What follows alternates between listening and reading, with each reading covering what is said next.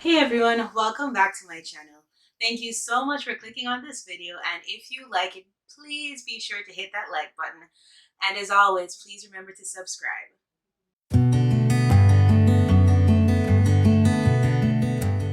Before I go into this video, I just want to say that I know that everyone is struggling right now with the current climate of the world. I know it is a rough time, especially for our Black community and our racialized communities that are standing with our Black communities.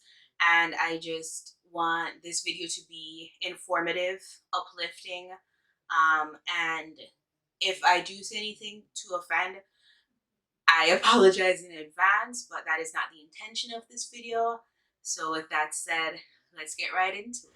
2020 has been a very difficult year from the jump.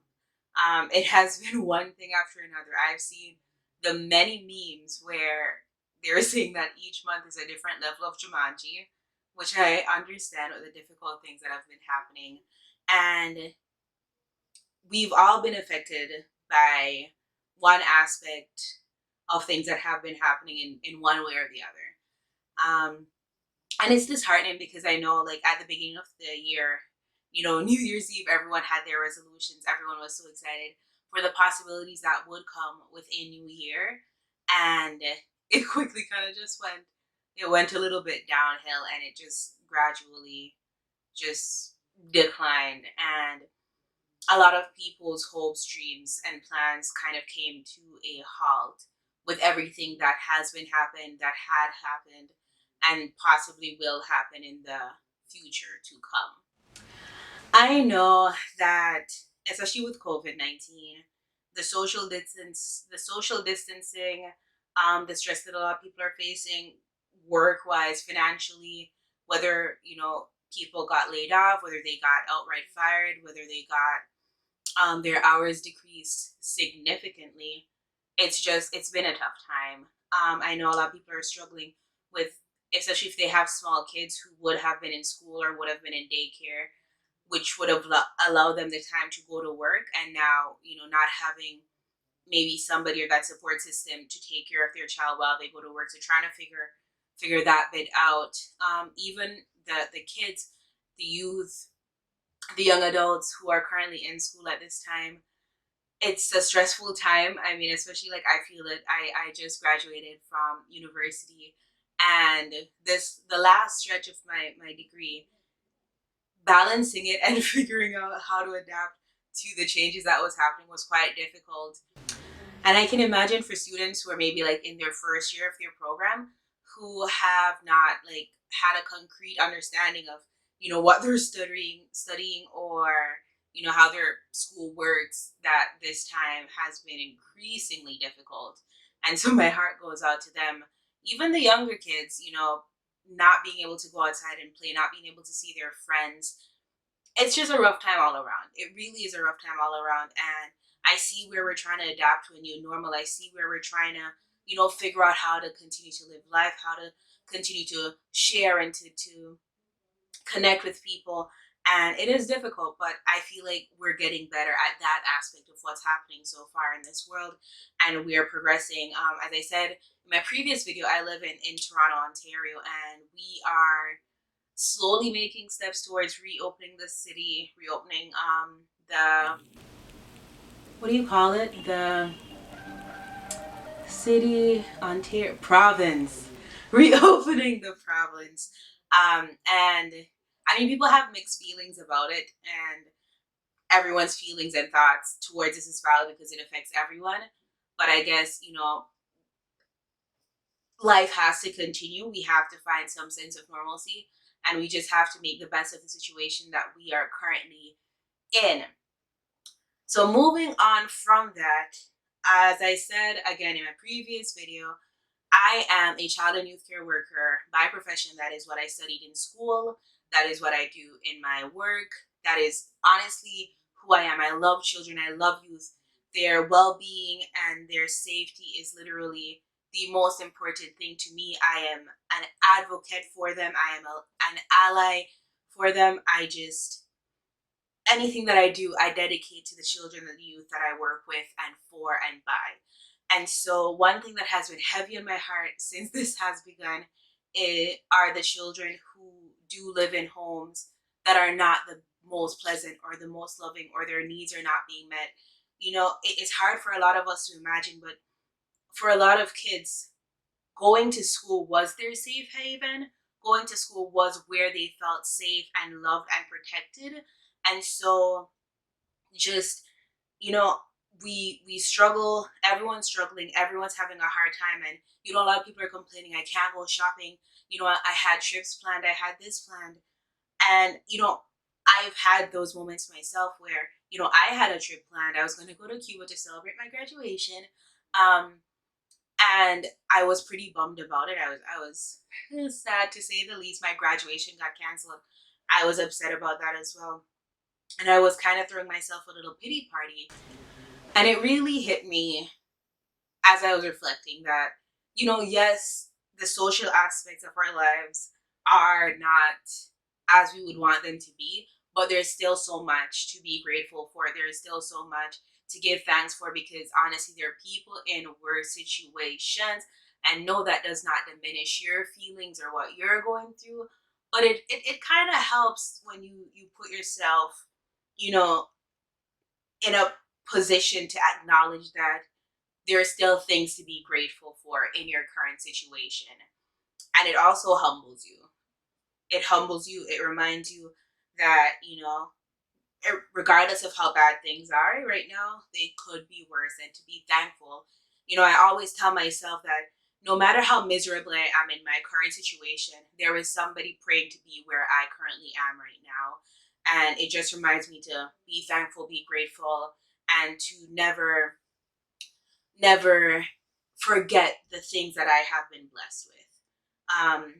The topic of this video, the title of this video is Where is God in 2020? And as I said, like, I am a Christian. My faith is a very core part of who I am. And as a Christian, I really like to step outside of my Christianity, outside of my beliefs, and look at things from the perspective of somebody who does not believe, because I wasn't born and bred a Christian. And so I understand how sometimes it's hard to believe the things that I believe per se, or the things that other Christians believe. And so I was reflecting, I was thinking, I can imagine people who are not Christians, like right now, or who are not religious right now, thinking like, oh, all those religious people, where is their God right now? There's so many negative things happening. Why is their God not stepping in? There's so many people praying. Why is their God not answering their prayers? And, therefore there is no God, or their God isn't real, or, just they are having faith in fairy tales and a made up story. And I've heard that all before. I've heard that from many different people. And, I open discussions about religion and faith with all kinds of people. And I'm always open to hearing other people's points of views and beliefs. And it doesn't really shake my views and beliefs or what I believe in, but it helps me to understand where other people are coming from. And, as I was looking at, especially what's happening in the States with the heightened awareness of the what is happening to our Black brothers and sisters, to the police brutality, especially with what happened to George Floyd, tragically. And I can just imagine people saying, but where is God in the midst of all of this? And it's difficult, because as a Christian, I want to say that I serve an all loving God, and I believe He's all loving. I believe that He loves everyone, and He seeks to do what is best for each and every one of us. But I also am aware of the fact that because He loves us, He gives us freedom of choice as a world. He allows us to make our own choices, because if He didn't, then it wouldn't be love if we were forced to just do what He says or act how He wants us to love. And because we have freedom of choice, unfortunately, there is sin in this world. Unfortunately, there are people who think outside the realm of love, who think outside the realm of acceptance and understanding, and who act in hatred. And in any principle, in any area of life, of how you're grown or taught, we're all taught that with actions come consequences. Regardless of what the action is, there is always consequence. And really and truly, it's like that with us as human beings. It's like that with the way in which we live and in which we interact with each other. Because we have freedom of choice, freedom of speech, freedom of doing whatever we want, freedom to believe in whatever we want to believe in. Because of that freedom, we sin and we have the capabilities of sinning. And because of that sin, there are consequences that we just unfortunately just have to live with. And, I love to say that, God doesn't cause everything negative to happen, but He does allow it because it's just the nature of the world, it's the nature of sin, it's the nature of the life that we have to live right now. I believe that as a Christian, you know, because of my faith, because of my trust in God, because of my belief that we are all made equal and He loves each and every one of us, that we do have a responsibility to stand up for what we know is right, to stand up for what we know is true, and to advocate for people and groups of people that are being oppressed and mistreated by individuals, by society, or just by entities within society. We have that responsibility. Listen, if I come to you and I'm like, yo, I'm a Christian, da, da, da, I love you, but I'm not there beside you when you're going through a rough time, then I would understand why you wouldn't believe in my faith or even respect my faith.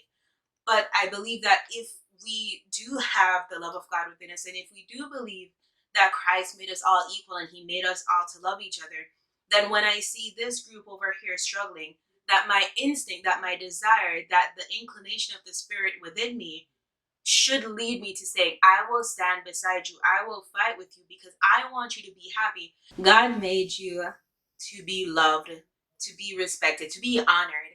And I think a lot of times when, people think of Christians, people think of religious people, they don't think of them as advocates or allies or people who stand up for groups who are being mistreated and facing great levels of injustice.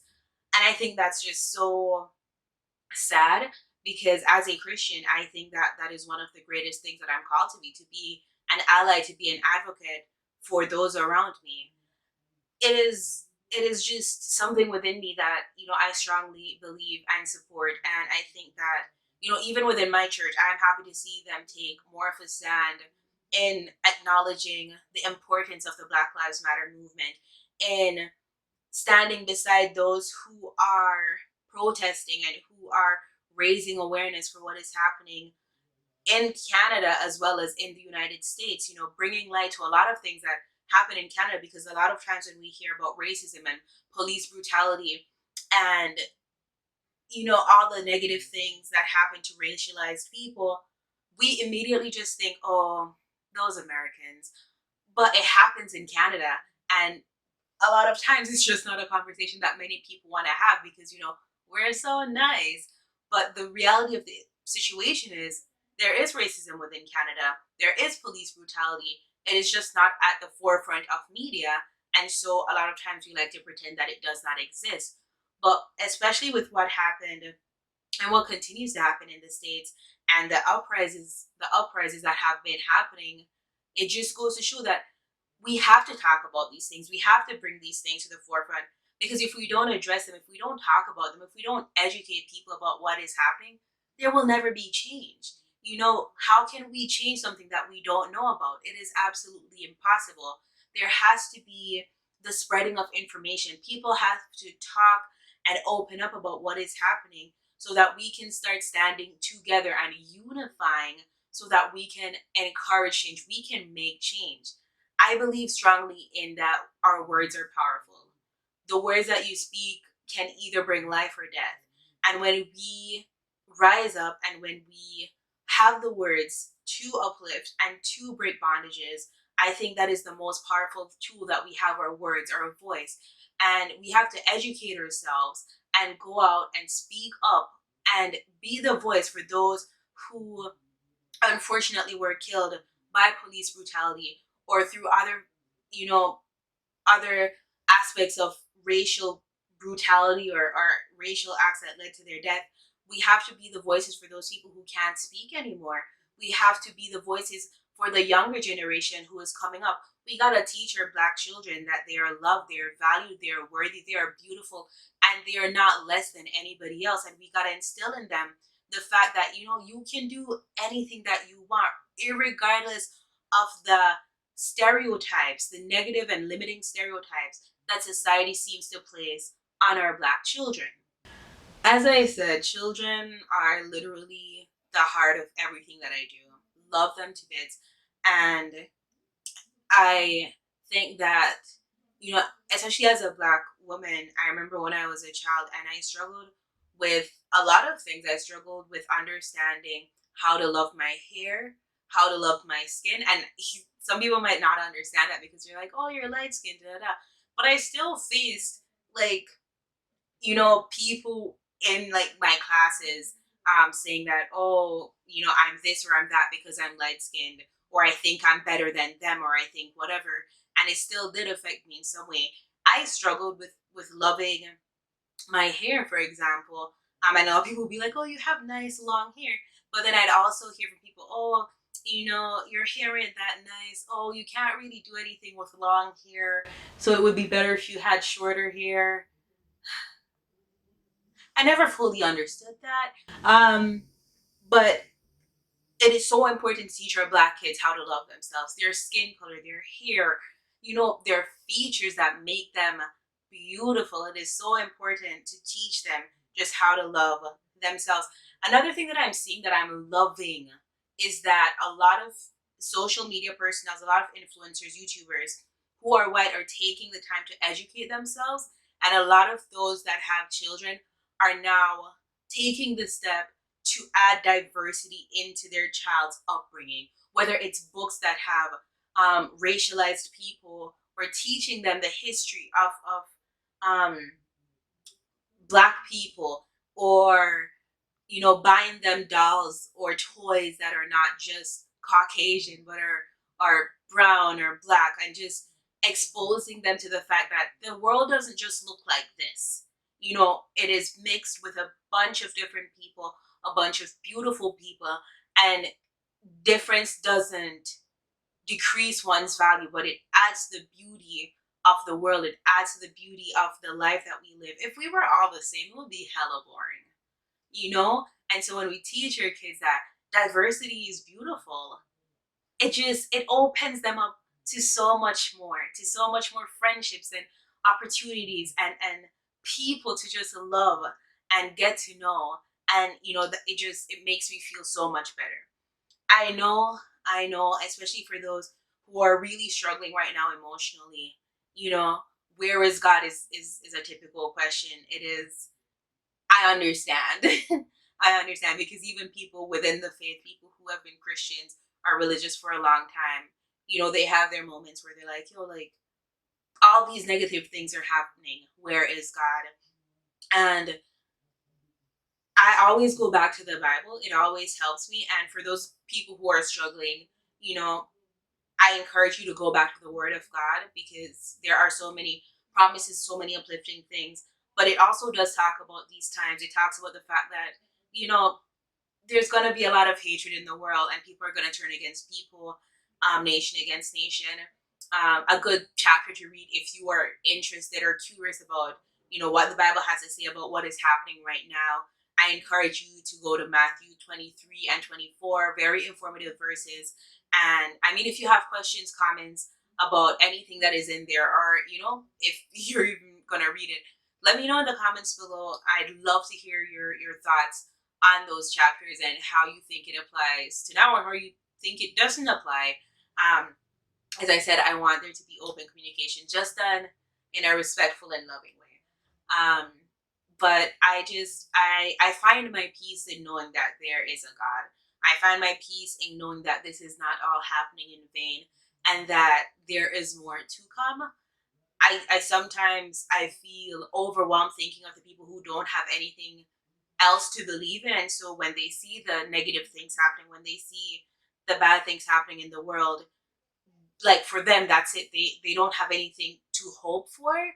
And my heart goes out to them, because I think like I would struggle so much if I didn't have my belief in Christ to fall back on, to say that, oh yes, things are bad now, but God says that they will get better. God says that He's still here with me, and He will protect and guide me. And I mean, it brings me peace. It brings me comfort. I've had friends who are atheists, teachers who are atheists, who have asked me to question my beliefs, who have made outright rude comments to me about my beliefs, saying that, it's just a fairy tale, it's nothing to believe in, and to just let it go and move on. And I never really get upset. I don't really get discouraged. But what I always say to them is, if at the end of the day I believed in a fairy tale that caused me to have a more fulfilling life, that taught me how to love each and every soul on this earth unconditionally, in a equal way, to see everyone as valuable and loved, and to just live an honest and transparent life, even if at the end of the day my religion, my faith, my beliefs, they were fluff, they didn't mean anything, I would have been happy that I lived a life that was good and positive. And so, my faith, I'm secure in my faith. It helps me through these tough times. And I mean, I know not everybody watching this is Christian, not everybody watching this believes the same things. And, maybe you're of a different faith, maybe you are in a different religion, maybe you're agnostic, but I just wanted to say that, based on what I believe, based on what I know, there is something better to come. And I know the world seems to be a very dark place right now. Everything seems to be dreary, but things are going to get better. Things are going to look up. And I mean, even in what's happening, there is a video of George Floyd's daughter, um and she's so precious and she's so young. And again, that little girl now has to grow up without her dad, which is just so heartbreaking. But she said, in one of the clips, she said, "Daddy changed the world." And to think that at such a young age, with all that has happened specifically to her, that she could still look and say, something positive came from this. Because of my daddy, people are talking about things that haven't been spoken about in years. Movements are happening that, just haven't been happening. Voices are now being heard that have been silenced for so long. And, it gave me so much courage and so much hope to hear from that little precious girl, when she said, "My daddy changed the world." And, whatever she believes in, whatever you believe in, I just hope that you find hope in something. Find hope in something bigger and better, and just are reminded that there is better to come. This ain't it. This isn't where it stops. And, we will continue moving forward as a people. Black lives do matter. And we are being heard. We are being seen. And I know there's a lot of things going through the media, but her daddy did change the world. Her daddy did inspire a lot of people to stand up and take a stand and to have a voice. I just want to also, just highlight, it is a stressful time emotionally. And if you are going through, just a very stressful time, if you are feeling overwhelmed, please take the time, step away from social media for a little bit, and be at peace with yourself. Evaluate your thoughts. Allow yourself to feel, but allow yourself to also step back and say, okay, I've had enough information for a little bit.